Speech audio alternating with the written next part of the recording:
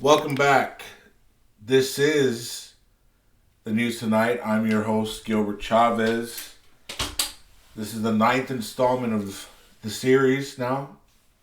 Season 1 of the news tonight. And I'd like to start by painting a picture. And also thanking you for your viewership up to this point. Uh,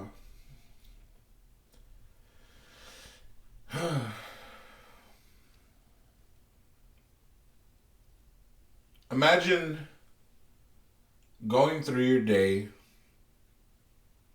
doing all these things that you have to do, and you're devoting energy to it, day in and day out, before these next 3 weeks even pass. You know what you'll be doing Monday through Friday, 7 in the morning to 7 at night. You know that it's not what you want to do. You know that by contributing to this system, you are therefore perpetuating it. You're making it more of a reality as you participate. And yeah, sure, there's a little bit of, maybe more than a little bit, depending on who you ask. There's a little bit of nice things, a little bit of good things, pretty things, convenient things. But those things are temporary and they don't outweigh the things that eat away at your patience, at your temper, and ultimately your soul. And you know, if everyone is born with the same base humanity, you're humbled, nobody's special, right? But at the same time, that means everybody is. Everybody is their own unique seed of consciousness, experiencing life. And if ultimately the shared experience we're having that we contribute our energy and minds to are a net detriment to our souls, the souls of everyone around us, if we know this, if we talk about it, and even if some of us only suspect it,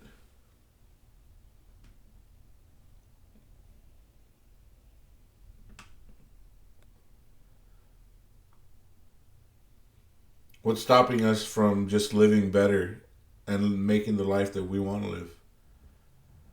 You see, I could have just started by diving into the pop culture reference of Jim Carrey's role in The Truman Show, a movie about a man who was bought by a corporation and was raised from birth on camera to the time he was a grown man. And every interaction, every relationship, every moment of his life was scripted and chosen for him. And he always had this kind of dissonance. There'd be things that didn't add up, things that ultimately were even if his life was perfect and there were countless good things to be thankful for, he had this nagging feeling that it just wasn't right. And in that movie, The Truman Show, it's because he's on TV. He's on TV for the entire nation. His life is orchestrated. None of it is real. And he knows, like, he knows it. He knows everybody else knows it, but he still has to. He still has to wake up and be in it because people need the show, right?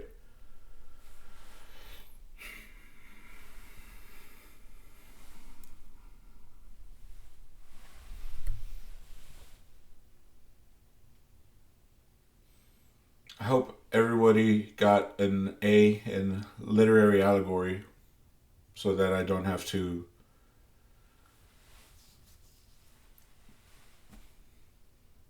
pound you to death with the significance and parallels to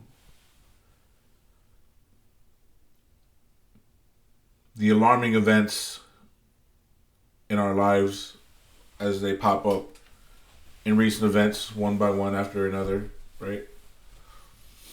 But and I'm not the first, nor will I be the last person to refer to Plato's allegory of the cave. I don't remember what episode exactly I mentioned it, but I have talked about it already. People taking what they're given as truth, but it's just a shadow on the wall by the controllers. And rather than turn around and face the controllers and face what's outside of the cave, it's easier to beat somebody down when they're saying, this isn't how it is. People's entire careers, identities, reputations are built on upholding the status quo, making sure that system always exists, and that's what the Matrix is about, right? Besides the Truman Show.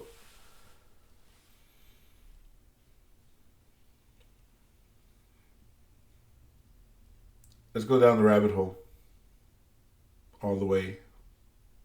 The date is March 27th, 2026. This is your news tonight.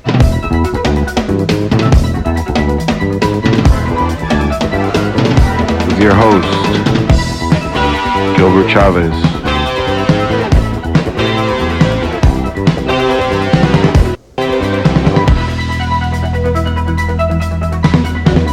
So, we have... Let's start with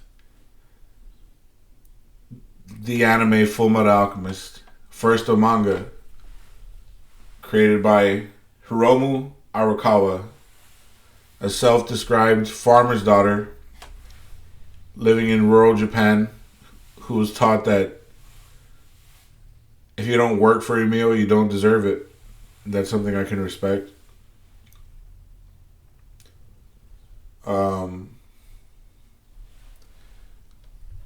I'm of the mind, that all creatives are, when they're,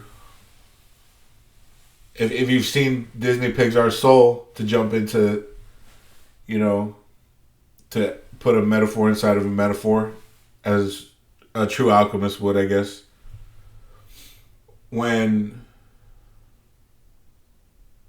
When you give yourself to the muses, to the creative force, you're at a higher level of consciousness than base consciousness, than just wake up, drag your knuckles to go get some coffee, go to work level of consciousness, right?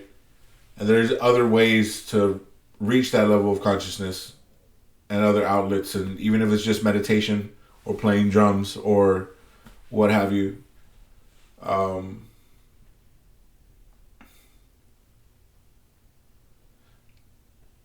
Hiromu Arakawa created this wonderful story, Full Metal Alchemist, right? About a broken family, two brothers who go through hell and back to just try and have a life again after they've and it's learning about life. It's like learning you can't get back what you lost, but sometimes what you're left with is greater, you know, and and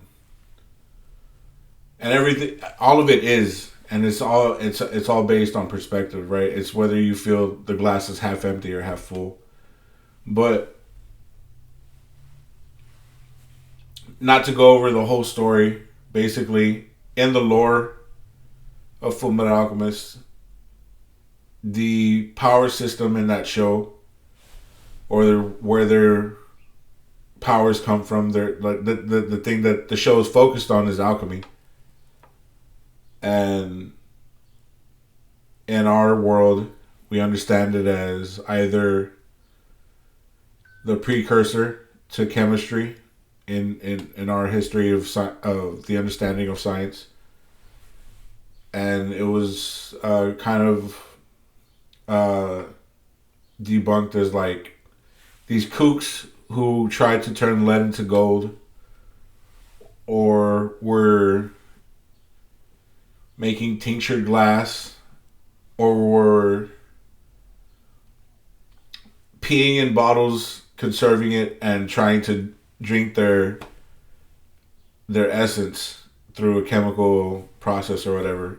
And it's all, laughed at as kookery in the modern day alchemy.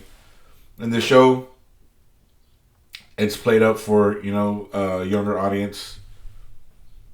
People draw these like circular equations, and they can alter matter. They can turn a wall of stone into a statue, a hunk of iron into a sword, and stuff like this, right? So,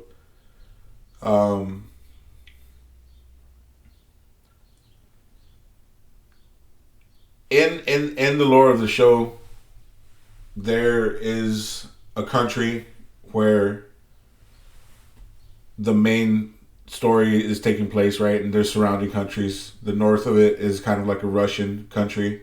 The main character's country itself is kind of like Europe or England, Germany.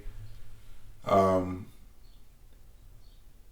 the, I want to say, to the south and to the east, there's like a Pakistani, Middle Eastern country.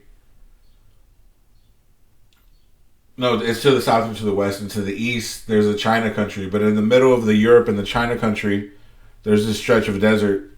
And in the lore of the show, that used to be an ancient city that disappeared in a single night. And there were two survivors. One went east and one went west. The survivor who went east taught basically a kind of alchemy that was based on, if you want to say, for your understanding, the light side of the force, or goodness, or white magic.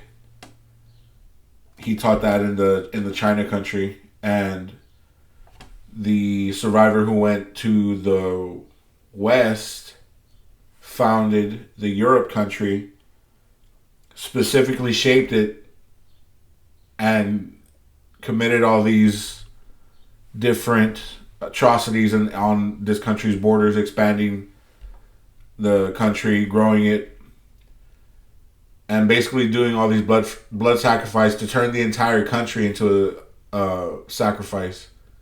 The entire population of the country into a human sacrifice. So it would be the dark magic, the dark side of the force.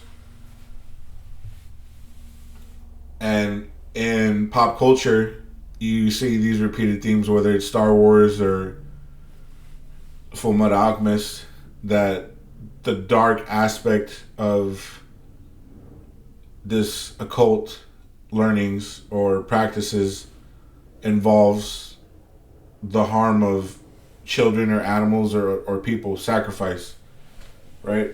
So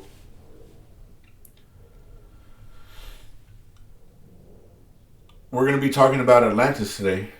That Hiromu Arakawa's, the lore of the world, of her world, whether she researched Atlantis or it came through her through muses, is a reflection of what people believe to be the history of Atlantis, and Atlantis would also be human history. It would be by that extension, right?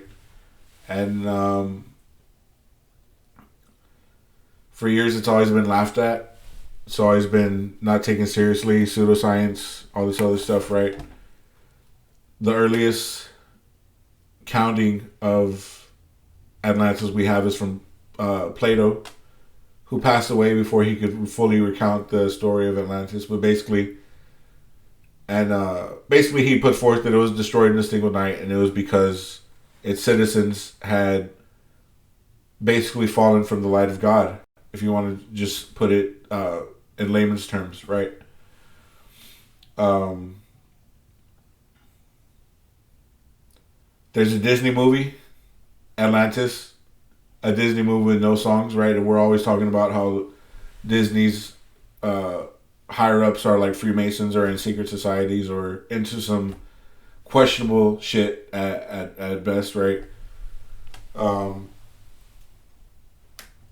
Basically, it's about a researcher who believes Atlantis is real, and he gets laughed out of polite society, out of his university where he works, just for even suggesting, even though he has like physical proof, his grandfather was a part of an expedition that went out to go prove it, and never came back, all this other stuff, and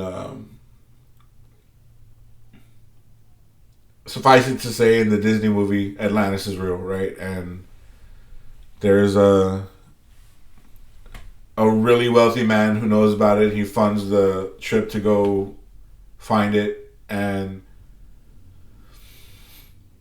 if we could see what happens in that movie, it kind of goes hand in hand with what a lot of the mystery schools were teaching about Atlantis.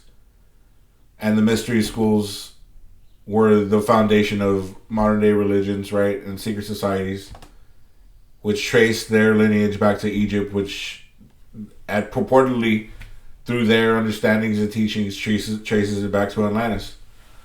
It had to come from somewhere, right? So, two of the biggest purporters of this theory are Robert Saffer, who I've covered on this show a couple times, and Graham Hancock, who has his series Ancient Apocalypse on Netflix.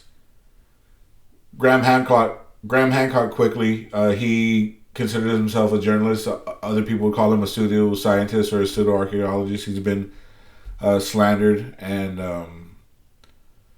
labeled as a kook or a fool, right, by mainstream science and mainstream academia for his theories and his research, some of which include books like Fingerprints of the Gods and other stuff like that, right? So he's put forth that, and Robert Seffer as well, they both word for word, I don't know if they're stealing this from each other or they're friends, but they both say that we're a species with amnesia, that our history is not what mainstream science and mainstream biology, archaeology would have us believe it is. They've put forth the out of Africa theory that all of humanity evolved from monkeys, right? And the monkeys kind of spread out from Africa and the land bridge from there. They went to the Middle East, to Russia, and back when Alaska was connected with Russia, thousands of years. The main problem with the out of Africa theory is that the different races of people across the world have different genetic material that link to different ancient ancestors, some of which, like people in Africa and Malaysia, they have genetic ancestors that are completely different from Europeans. Some of which mainstream science calls a ghost phenotype or a ghost donor, because they're from a species of man that hasn't been identified yet, and that is older by millions of years than Cro-Magnon or what have you, our Europeans Middle Eastern and Native American, Central Americans, early ancestors. This example, scientists claim that modern sub-Saharan Africans, particularly those with ancestry from West Africa, contain up to 19% DNA from a super archaic species, meaning over 1 million years removed from modern humans. This ghost species doesn't appear in the DNA of modern-day Asians or modern-day Caucasians, and was likely from Homo habilis or erectus, but has not yet been identified in the fossil record. So, Graham Hancock gets labeled a racist by mainstream science because his, basically, mainstream science would say you're attributing mankind's advancement to something other than mankind. And a lot of these theories come from ancient Nazi occultism, right? Because the Nazis pursued the Aryan race and science pertaining to these matters. And part of the idea of the Aryan race is they're the master race. But the way that, the Nazis went about it, the German National Socialist, as Robert Seffer would call them, right? He's loath to call them Nazis in all of his videos, and that's because his grandfather is a Nazi. So his theories on the Aryan race are kind of heavily influenced by Nazi ideology. And Graham Hancock's a lot of it, although his research is extremely pertinent and hard founded, and you should watch Ancient Apocalypse on Netflix if you get the chance. He also has a tone of like, I told you so, and somebody who's definitely been abused by the system so much that he has to consistently. But when you've gone like 20, 30 years of your life being laughed at and looked down on, it becomes like this natural reflex to remind anybody who's hearing you for the first time that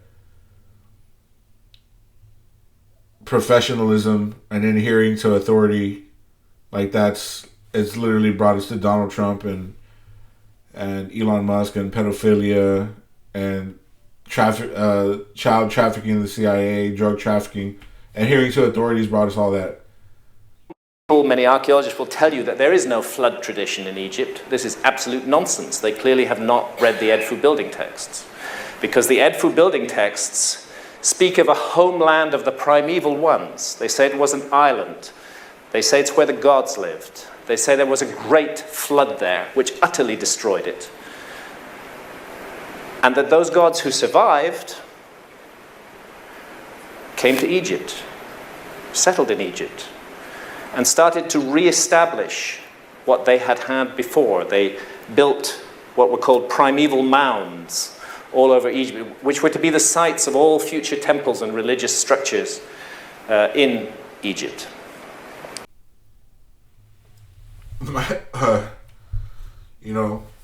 It's not just Republicans or Democrats. It's the elite, the parasitic, the puppets of the parasitic transnational globalist class, if you want to call them that.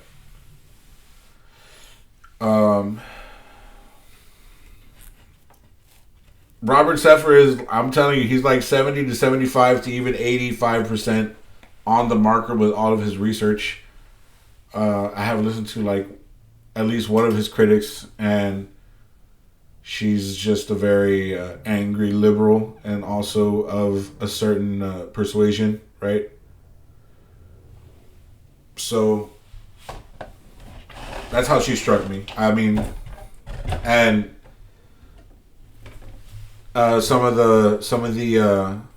her arguments that some of Robert's arguments that she was disputing she overlooked some of the more glaring and I would say pertinent discussions, and kind of hyper focused on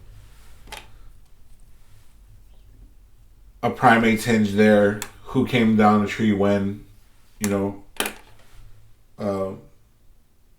I don't endorse the idea that the Aryan race is a white race, or,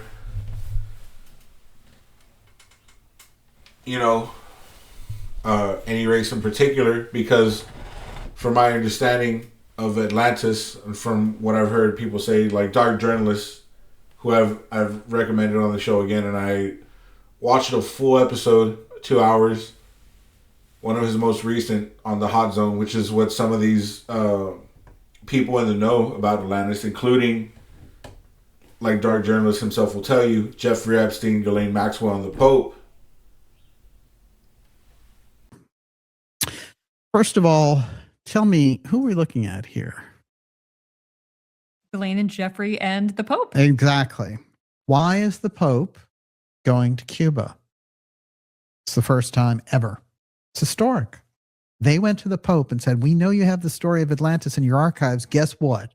We want to compare that story you have in your archives with the ruins that we're finding here. Will you come here and confirm this for us? And will you bring us the text? And that's where the entire meeting of the Pope in 1998 comes from. They refer to this area as the Hot Zone. And dark journalists in that video basically alluded to people high up in society of the upper class, like being aware, from John F. Kennedy to Fidel Castro to even John Lennon and Ernest Hemingway, being aware that ruins of Atlantis were off the coast of Cuba, around the area of San Antonio. They call that area the Hot Zone. And there is no one specific, because, you know, researchers have to be diverted to finding Atlantis, and a lot of the evidence of it has been erased in time and laughed at for the rest of it, you know. The argument of where Atlantis stood is still talked about to this day, right? Between Robert Seffer, dark journalist, Daniel Licht, Graham Hancock, right? So Robert Seffer has definitely shown some maps, different maps or whatever, of this like continent between, in the Atlantic, between North America and Europe.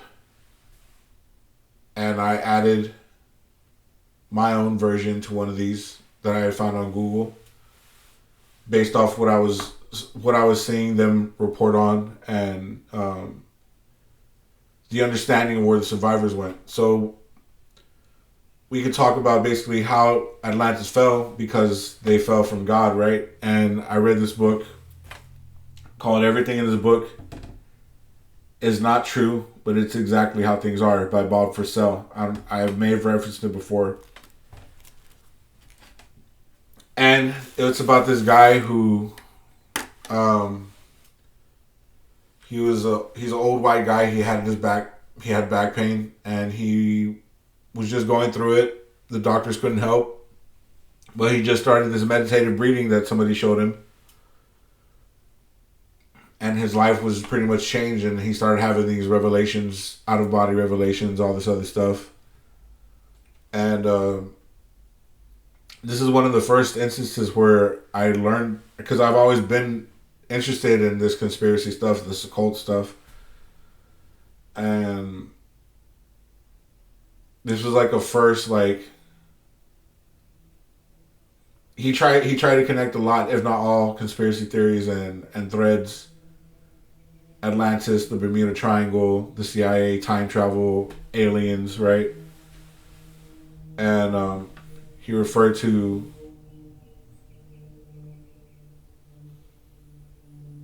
the people in control, that what we would call the Illuminati, as the Cabal, and other people since then have referred to them as the Cabal.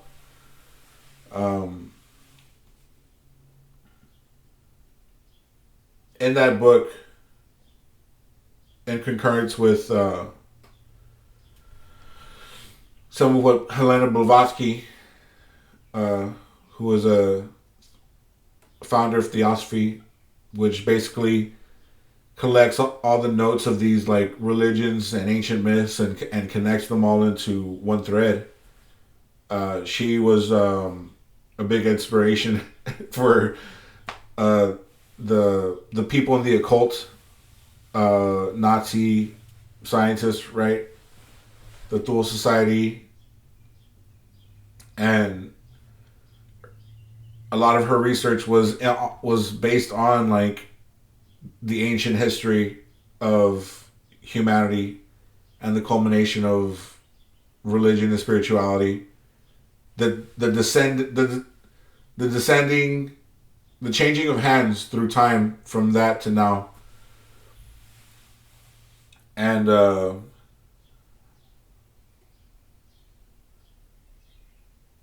seeing as there were so many people who had their hands on it, those teachings, they were really popular from the late 1800s, 1890s, right?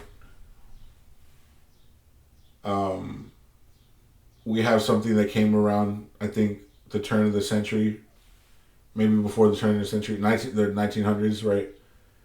The Emerald Tablets of Thoth, translated by this man Doriel. And, you know, AJ from the Y-Files covered the Emerald Tablets of Thoth a long time ago. And he equated it to alchemy, philosopher's stone, pee in a bottle, right? And you kind of like have to, I mean, if you don't want people looking into this seriously, you make it look crazy and sound stupid, right? And schizophrenic, right? So the Emerald Tablets of Thoth is an accounting of basically Thoth, the Egyptian god of magic, writing, and wisdom, saying what happened to Atlantis, how Atlantis came to be, and basically what happened after its destruction. And he says like people in the future, scholars in the future will laugh, men in the future will laugh, but people who spiritually know the truth will find the truth in these writings. And later on, seeing as like people in the CIA were doing MK often, experimenting with like demonology and all this other stuff, right? Part of like graduating in a secret society was creating your own religion. So Scientology and Mormonism, which we talked about in previous episodes, were considered some of these successful religions by people with intelligence ties initially, right? And it's considered that maybe the Emerald Tablets of Thoth is one of the failed ones that didn't take off. But just like I said, anything about the CIA or people doing this type of thing, they tell you a little bit of truth and then they throw some like Hollywood makeup bullshit on it as well, right? So the Tablets of Thoth are concurrent with a lot of what a lot of people who have researched this stuff say and have put up forth, basically that along with everything in this book is not true, right? They both say that there was a side of Atlantis that became imbalanced spiritually. They focused too much on technological development and worldly possessions, right? And they wanted to basically turn this weapon of God into a weapon of mass destruction, because Robert Seffer put forth that at a time in ancient Greece when he called this Clash of the Titans and the gods, right?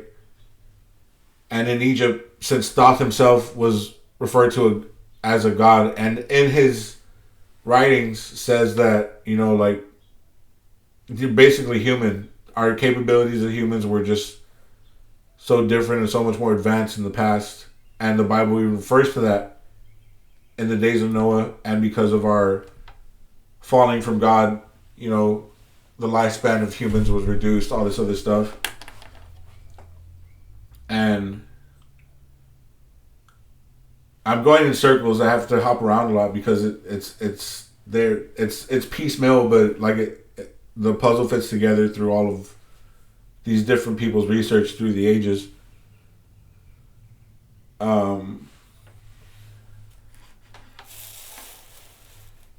Yeah, because of the Atlanteans' arrogance, they were trying to take Europe, and to the ancient people of Greece, it looked like a battle of gods. And Dark Journalist says they won, basically. And even in Atlantis, there was a battle between the Atlanteans, between the good, which were the Emilius, and the bad, which were the Belial. And the word Belial is used in the ancient Hebrew Bible and the New Testament as well, just to refer to as like a worthless person. Belial. It's also the name. I think it's the name of a. I don't want to. Of a. Yeah. So Atlantis was in the middle of this spiritual war with itself, and Thoth was one of the people who were just taught, I guess, to trust God, trust the goodness of nature and the universe, and trust the innate power that is bestowed upon us as basically a part of the greater system of God, right? There's no need to, like, just going off of Star Wars, like hungering for power and having all this envy and greed and hatred or whatever, right?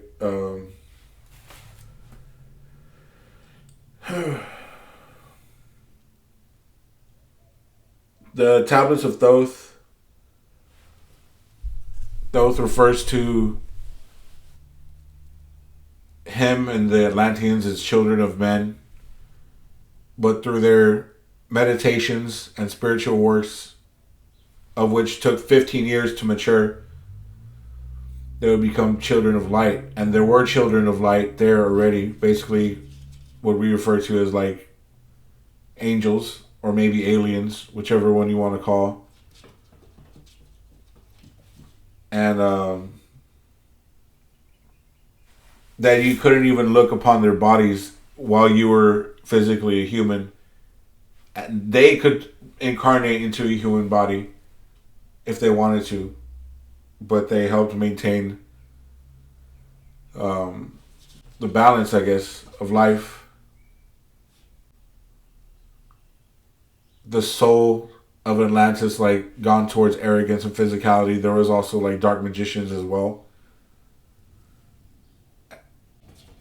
Thoth writes basically after the destruction of Atlantis. After the destruction of Atlantis, he fled to Egypt and built the pyramids. And this is all, as Graham Hancock would put it, during the Younger Dryas era of time, which happened maybe about 9,000 to 11,000 years ago. And Atlantis itself was a civilization that lasted millions of years by Thoth and others' accounting. And when I say others, you have people like Edgar Cayce and Robert Monroe, who were like sleeping prophets. They experimented with consciousness. I don't know if that meant they did drugs, but they also would go to sleep and connect to a higher consciousness and give prophecies. This is what they were known for.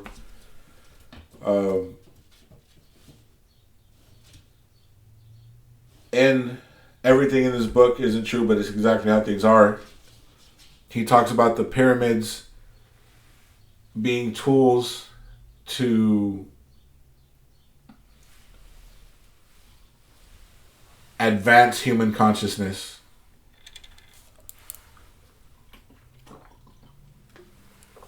from, I guess, third or fourth dimensional consciousness to fifth dimensional consciousness, which he described to as thoughts becoming reality instantly. And this is why Atlanteans had to train for 15 years. And Thoth, it says 15 years, and everything in this book, it talks about how they would have to have enough mastery to walk through a pit of alligators with no fear. Because if you have fear in your heart like that and are given ascended consciousness through the pyramid, you could manifest something that's extremely dangerous and deadly. If you didn't have control. So that's why control is control and balance were of utmost importance in those ancient days. And we talk about, these elite artists, right, who are studying Atlantis for themselves. Jeffrey Epstein with the Pope and dark journalists, over 40 episodes basically declares that the Pope and the Vatican has evidence through, Epstein's emails and Ghislaine's actions, who, when she was arrested, claimed she was a citizen of Terra Mar, which is Atlantis. And Jeffrey Epstein himself, that famous temple on his island was a temple to Poseidon, which the Atlanteans were believed to worship, right? Or at least Epstein believed that. Basically, we are reminded, of a book called Atlas Shrugged by Ayn Rand. And Ayn Rand would be a pseudonym for Andrew Ryan, who created the fictional city BioShock. Or the fictional city Rapture, right? In the video game BioShock, which is inspired by Ayn Rand's Atlas Shrugged, which is about a group of elite artisans who think they're better than society, or don't want anything to do with society, and create their own breakaway civilization. I don't know if it's under the sea, honestly, in Atlas Shrugged. But that's basically what BioShock is based off of as well. And life imitates art, right? Truth is stranger than fiction. Genetic experiments and rich assholes. So from there, the fingerprints of the gods give way to the ancient myths and the beginnings of religions that we adhere to today. By Knights Templar, which, according to Pike, originally stemmed from the Aryan Magi. According to Helena Blavatsky, the founder of Theosophy, quote, "The mysteries of the Jews were identical with those of the pagan Greeks, who took them from the Egyptians, who borrowed them in their turn from the Chaldeans, who got them from the Aryans, the Atlanteans, and so on, far beyond the days of that race." I guess we could talk about some of the evidence that they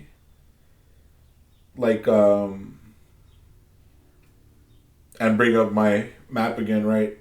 Some of the evidence that Robert Seffer, which I kind of really made me a believer, hit this what he was putting forth, right? That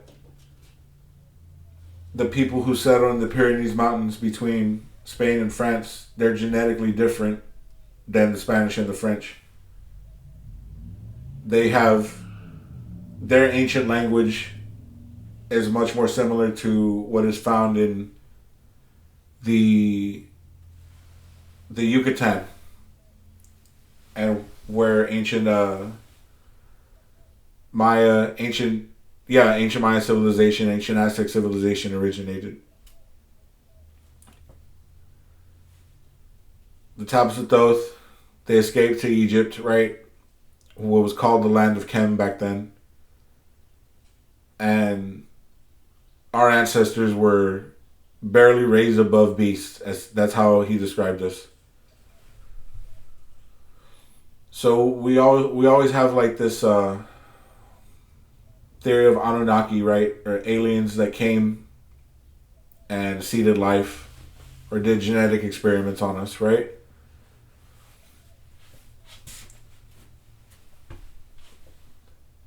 But Thoth himself called himself a human. Their means were just greater than ours were. We had sticks and they had zero gravity, telekinesis, all this other stuff, right? Looking at my map, the green X's I put there are where I would say the quote unquote good survivors of Atlantis went, which are the Pyrenees and Egypt and the Yucatan. And the red X's would be where the Belau, right? The bad dark magic and technological serpent race, if you want, fled to. Because they won the war. They destroyed Atlantis. Their home was gone. And they had to settle amongst the savages just like Thoth. And I guess if you want to say the good side.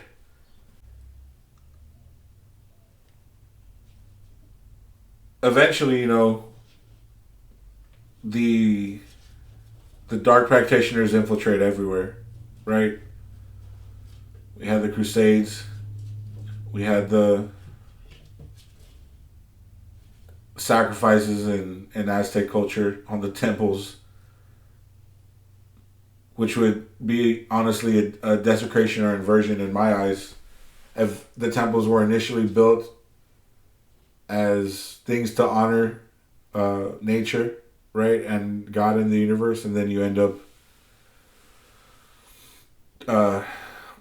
pulling people's hearts out on them 1,000 years later in the name of different gods, right, that are not God, like Jesus is God, Jesus is Father. Rh negative blood is what's looked at as maybe a link to this ancient past and our ancient ancestors. It was said that on Atlantis there are different races of all skin colors and creeds, and the races that exist across the earth today are like those descendants. The mixture of ancient man and the children of gods, right? Which were both just ancient men, if we're really looking at it. And there's all these different stories. Children of the sun god, right? Who came and taught people how agriculture and just how to worship faithfully, all this other stuff, right? That's why, you know, the Azores there. The Azores are like some of what people look at besides the Bermuda Triangle and the Bimini area. But yeah, Atlantis, you know, he refers, a lot of people, the problem with Atlantis, they're trying to find out where one area is. I think at the end of this war, the planet was altered and a lot of land, and I'm not saying anything new, all of these archaeologists and anthropologists put this forward. A lot of land that was above ground went below ground and was altered and destroyed forever. So if half of the world's inhabitants were like savages and there were strongholds or kingdoms that were like subservient to Atlantis, if Atlantis was a kingdom of 10 kingdoms, right? We could maybe put the capital of Atlantis in the Bermuda Triangle and like these different ruins are sites where the survivors ended up, or where there were already colonies, Atlantean colonies. And time just gave way to all these,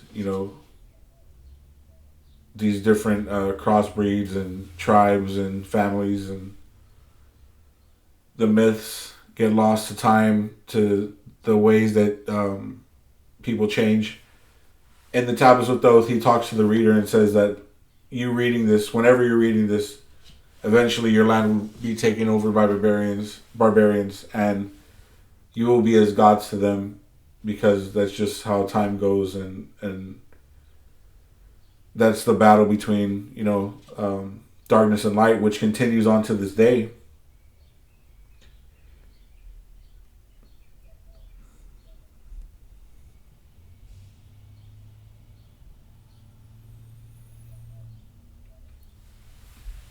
But yes, similarities between these far-off civilizations and their languages, um,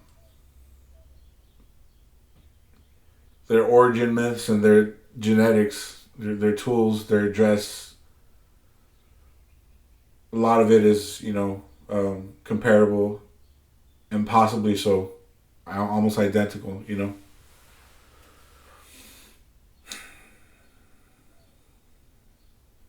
So I mentioned the serpent race, and just like, in Full Metal Alchemist, when the practitioner of dark magic created that civilization, he had like underlings that bore the seal of the Ouroboros, which is a snake eating its own tail, and they represent the seven deadly sins. You know,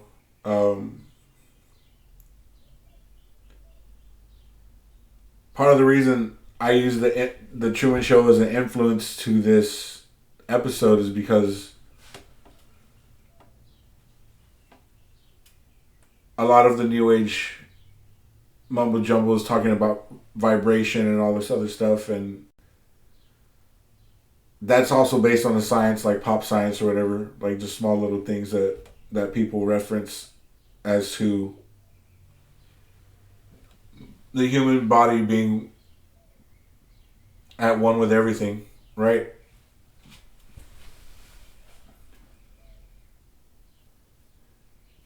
It's just hard, like going back to the Plato's cave, for people as they exist now in the modern day, to try and exist at a level higher than the NBA, Starbucks,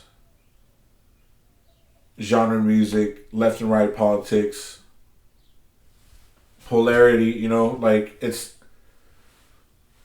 duality. It goes back to the battle that the Atlanteans were having initially, right? Between good and evil, physicality and spirituality, and yes, accepting the balance of both, but giving credit to to their whole, which is the all, which is God.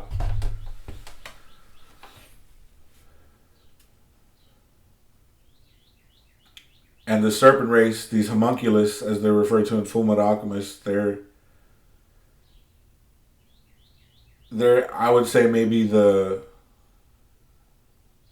controllers of the Illuminati, who are the controllers of the Zionists, right? Who are the controllers of the billionaire oligarchs in America, the tech oligarchs, all this other stuff, right? It's like, who are the controllers of pop culture and polite society, right?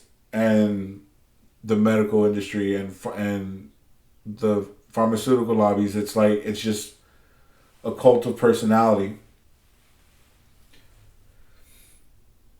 And I was gonna reference, the video game Dead Space, about,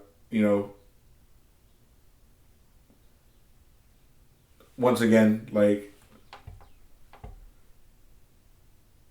it goes hand in hand with all the stuff that we've talked about, like ancient civilizations,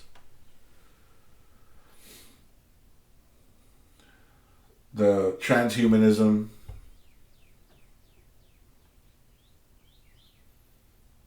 techno-theocracy, techno-authoritarianism, like,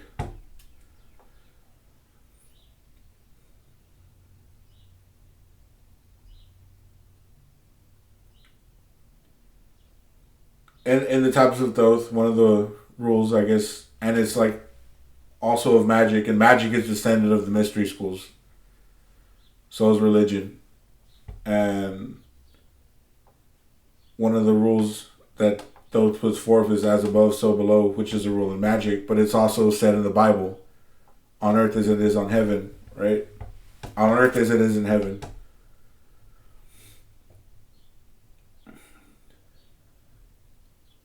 If there are these like children of light who are like messengers of God, nodes of God here on earth,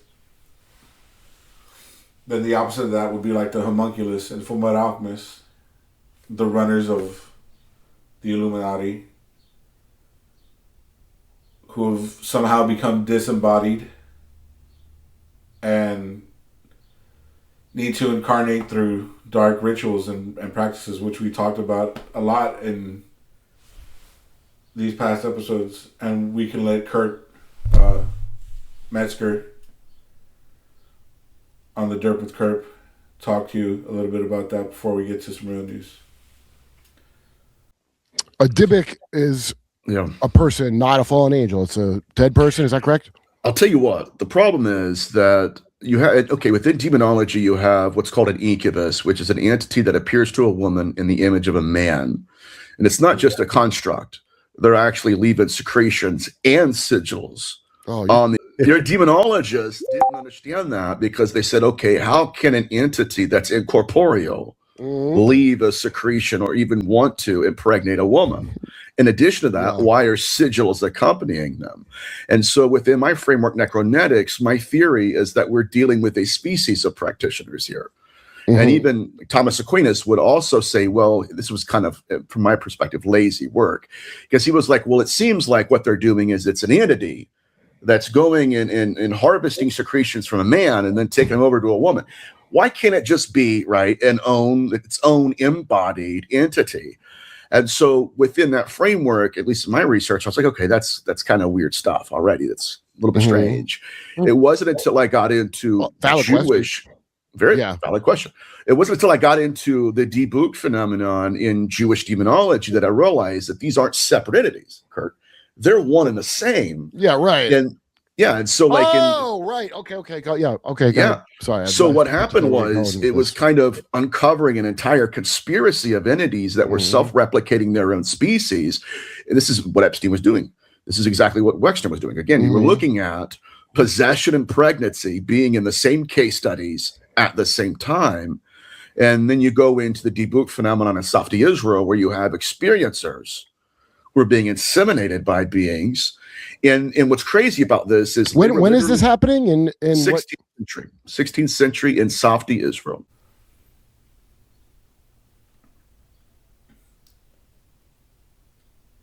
I had it written here: vampires versus monks.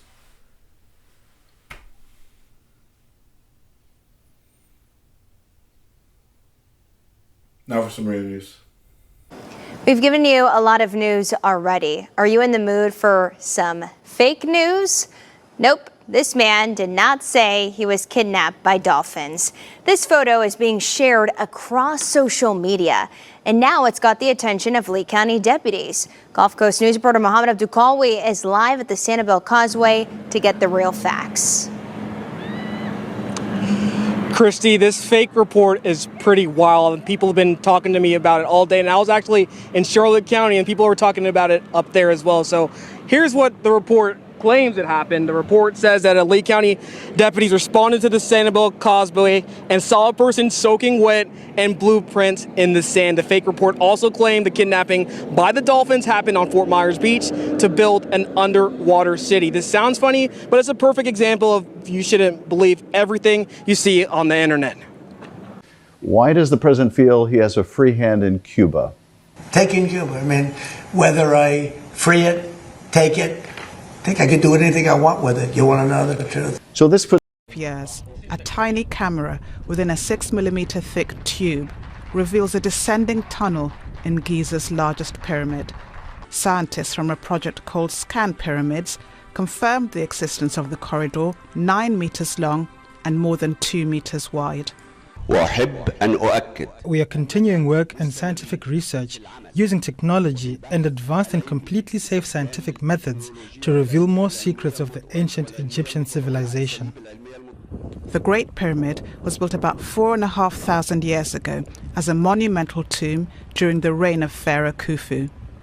Scientists say the passage could have been created to redistribute the weight of the pyramid around its entrance, and it could be protecting an undiscovered chamber.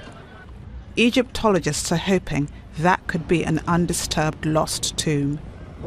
Thousands of years after it was constructed, there's still no consensus on how the Great Pyramid was built. Scientists say the tunnel could shed more light on the only surviving structure of the 7 wonders of the ancient world. Barbara Engopa, Al Jazeera. In the heart of the Caribbean, about 80 kilometers off the coast of Florida, lies one of the greatest underwater mysteries ever discovered: the Bimini Road. A set of stones submerged beneath the crystal clear waters near the Bimini Islands has baffled scientists, explorers and archaeologists since its discovery in 1968. Theories about its origin range from a simple geological formation to evidence of an ancient lost civilization, even linked to the mythical Atlantis. With this air of mystery, the enigma of the Bimini Road continues to attract those seeking answers beyond the obvious. The organized pattern underwater off the island of North Bimini, Bahamas. The stones, arranged in a straight line parallel to the shore, spanned almost a kilometer in length, and their arrangement suggested an artificial structure, leading to speculation that they were not simply a natural formation. The precise arrangement of these flat rocks and their sharp edges led scientists to debate their true origin. So, there are other lost continents. The island of Mu, off the maybe like southeast of Japan, right? Lemuria, there's inner Earth and hollow Earth, right? As opposed to flat Earth. Shambhala, Agartha, which connect with some of the Nazi occult ideology, what they believed and discovered, as well as, and that was coming from Helena Blavatsky, who wasn't necessarily a Nazi at first, which came from like ancient Hinduism and Eastern philosophies, right? Which also Robert Suffolk talks about the swastika and the seal of Solomon as ancient symbols from passed down, basically, right?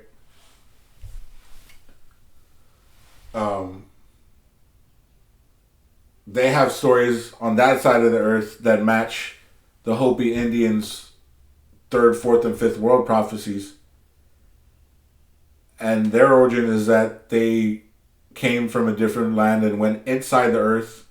The ant people brought them inside the earth and brought them to North America through paths from inside the earth. And guards, with buildings, with cities.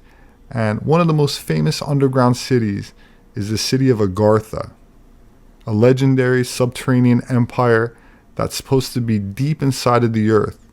And Central Asia is the likely origin of those legends. and it's said that they're still in contact through places such as Tibet, where the Dalai Lama lives, or lived. Theosophists refer to Agartha as a vast complex of caves and an underground network that was inhabited and largely man-made.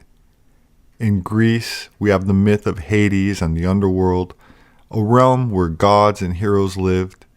In the Mayan mythology, we have the mythical underground city of Xibalba, roughly translated as a place of fear, which was inhabited by superheroes and gods, and the civilization supposedly vanished around the Middle Ages. The entrance of this world was thought to be located somewhere in Guatemala, and a description of the structures and location within Xibalba are described in the Popol Vuh. The Hopi Indians maintain that their ancestors did not arrive from the north over a land bridge from Asia, nor do they believe that they arrived to the New World by boat, but instead, their origin myths tell the story of how they climbed onto the surface from the underworld. The specific location where the Hopi claim they emerged from took place in their legends deep inside the Grand Canyon, an enchanted opening from the mysterious recesses of the earth. Native American folklore states that the Grand Canyon was formed as a result of a great deluge which had drowned the previous third world, and Hopi cosmology specifies that this canyon was the exact place where the Hopi emerged from their subterranean refuge after a great flood had destroyed the previous age. There are several inner world entry points that are said to be located on their land in the canyon. One of them is very revered and honored in ceremony as the dwelling of an ancient parent race, and this sacred site is strictly off limits to all but the Hopi people themselves. And people they described as like greys, aliens, right?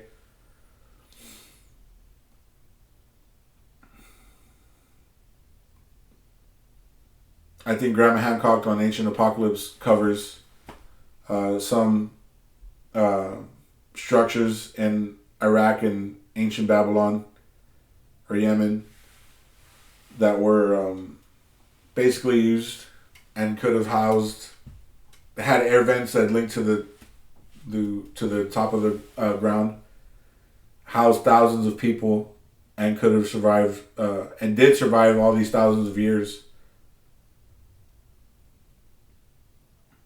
from before even like when stuff like that should have been possible to build. Blavatsky had this theory of a root race. This is where the Aryan race comes from, basically, and kind of explains what we're talking about. Ghost phenotypes in some human beings' genome that isn't shared with other people in the world, which you would say maybe in Africa or like I said, the islands east of India, Malaysia, stuff like that, which is where Lemuria was said to be. So the root race theory basically says there was different civilizations on Earth through the millions of years, and things just kept happening and resetting these civilizations or changing life on Earth. And at first there was I think Polarians, and they were like amoebic, ethereal beings, right? Then it was the Hyperboreans, I guess, who could produce by budding. And when the Hyperboreans' time was up, then it was the Lemurians. And the Lemurians are believed to be this ghost phenotype that are shared with like the Aboriginal people, the people in the Malaysia and Africa, right? And if you look, there's millions of species that are unique to Australia that are nowhere else in the world.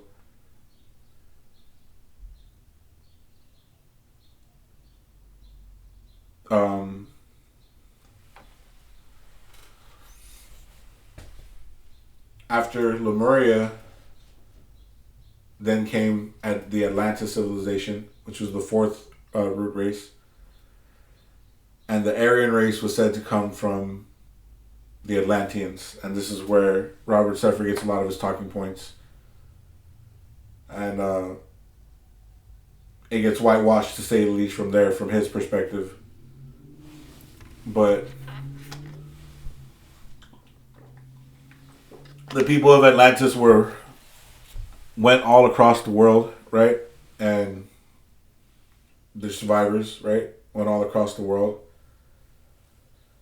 And through the millennia, bred with all types of people, and people just move like that across the world, human beings, right? So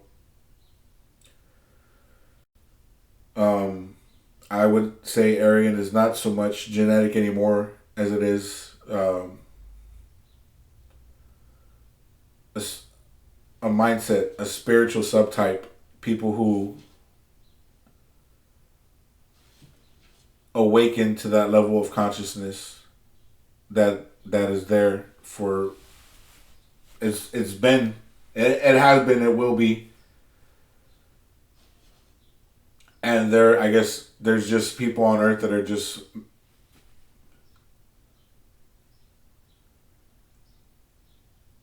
if you want to say it this way, I mean, they were never, I guess,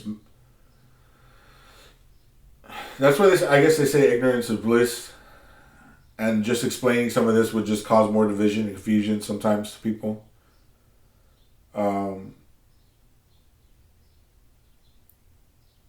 In the Tablets of Thoth and in the Sleeping Prophet Edgar Casey's words, they predict Atlantis will rise again after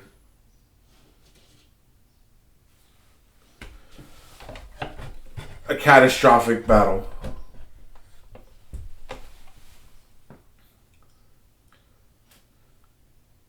And I think,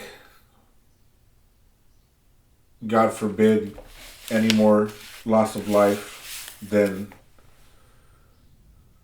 is, and I would say no more loss of life, unnecessary loss of life today, starting today, God forbid, but,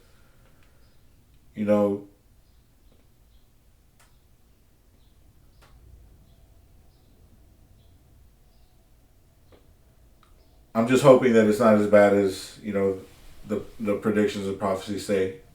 And I think, I mean, my it's not like I'm getting hundreds of views per video right now as I'm putting these out. But part of the big reason that I've done this series and was inspired to do this series was so that people know not to give up just because, things look impossible, or through all your singular efforts, maybe the boulders barely even moved a millimeter at all, and it's not even noticeable, but if if it's in you, if you still feel called to fight, to listen, to learn, to be open to life, the call will always be there. God will always be looking out for you, no matter what. And I think that's what this point in time that we're going through is about. It's like having faith, finding faith again, after being attacked by, these organizations and systems of control all our entire lives.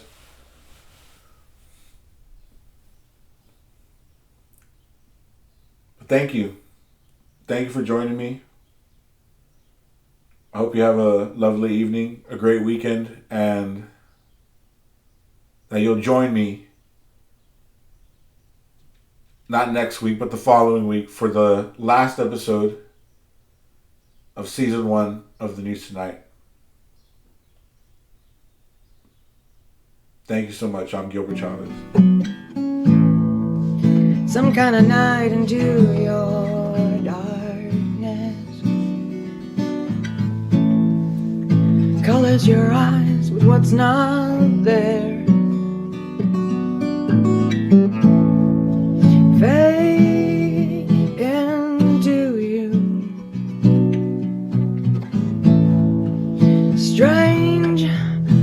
you never knew.